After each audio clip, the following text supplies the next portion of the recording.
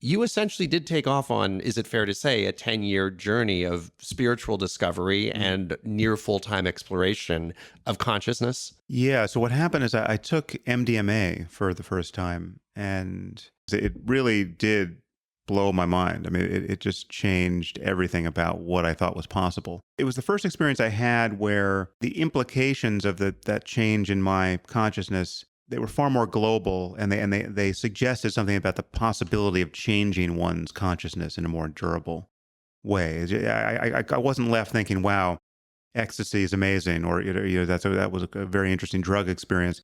It seemed to unmask something about the nature of my own mind that was more true than what I was tending to experience. So the experience of coming down from it was the experience of having my actual true self, in a way, occluded by neurotic layers of my personality that were being rebuilt that had been suppressed by the drug. So, I mean, the experience was briefly of just feeling all self-concern drop away. So that I was talking to one of my best friends, and it still is one of my closest friends, and he had never taken it before either. So we both took this. I just remember talking to him, and there was nothing psychedelic about it at all. I mean, there were just no visual distortions, no sense of coming onto a drug, just this increasing sense of moral and emotional clarity, where I just have more and more free attention to just talk to my friend. I'm getting less and less every moment as I'm coming onto this. And it took a while for me to recognize what had happened, but I'm becoming less and less encumbered by the concern about what he's thinking about me. I mean, so like I'm looking into his eyes, and I'm no longer there's changes in his facial expression in response to what I'm saying. And I'm no longer reading that as a message about me. It's like I'm no longer behind my face looking at him, no longer tacking in the wind of somebody else's attention on me. There was just a sense of zero self-concern. I mean, my attention was not on myself at all. I was simply paying attention to my best friend. And that pure granting of attention was love. What I was experiencing more and more as the minutes ticked on was just a total commitment to his happiness, just his well-being, just wanting everything that could possibly happen for someone to happen to him, right? There was nothing transactional about that. There was just a pure state of being. It was just like the state of being fully attentive to another person as just the locus of kind of moral concern.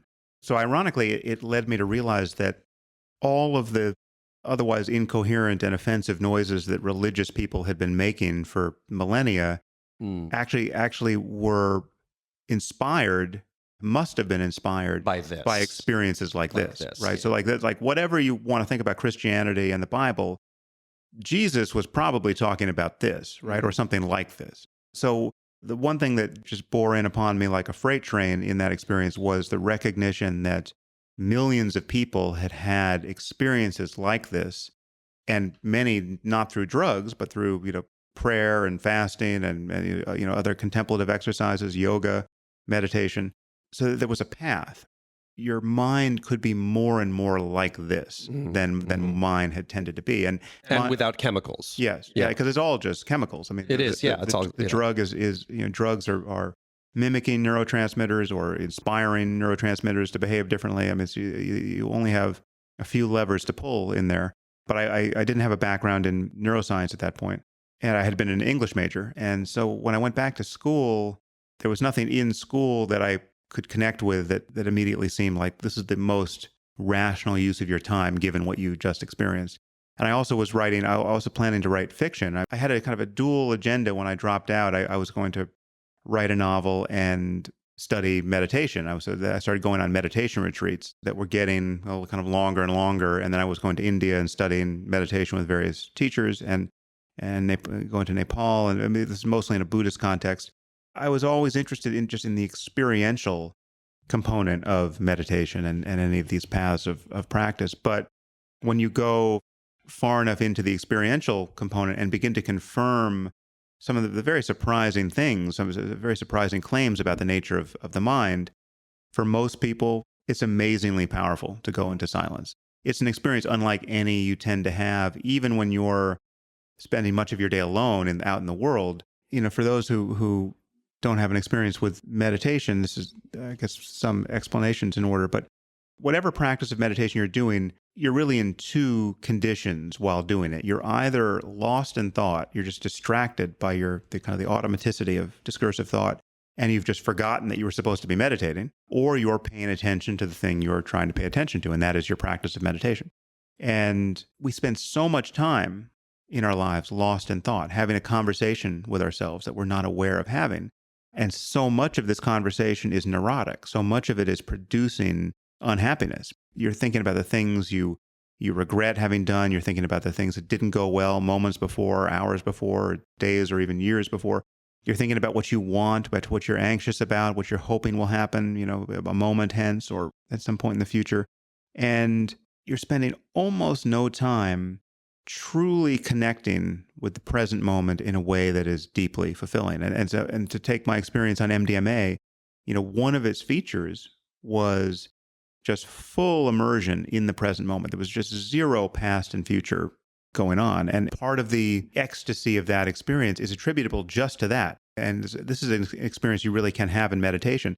Focusing on anything to sufficient degree produces an ecstatic state of mind. I mean, there's bliss to be found just in being concentrated.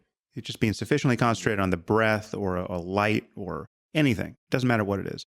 You can also be additionally concentrated in specific states of mind like loving kindness, which is very much the emotion that one often experiences on ecstasy. That is a specific meditation practice within the Buddhist tradition.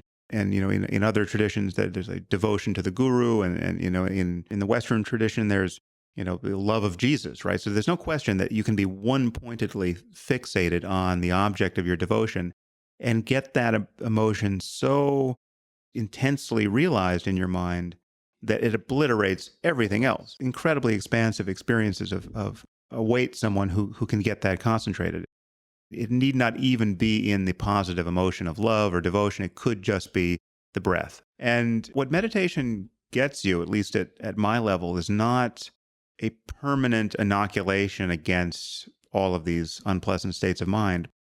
The half-life of psychological suffering gets massively reduced. Right. You regain balance rapidly. Yes. It's sort of up to you how rapidly. At a certain point, you can just decide, all right, I'm going to stop suffering over this thing. And absent an ability to really meditate, you're a victim of whatever half-life it's going to be in your case. So if you get suddenly angry now about something that happens, you could be angry for an hour, you could be angry for a day, you could be angry for a week, and over that period, you could do all the life-deranging things that angry people do to screw up their relationships. You've got plenty of time to do them. Yeah, exactly. If you're angry over a week or a month or whatever it is. Yeah.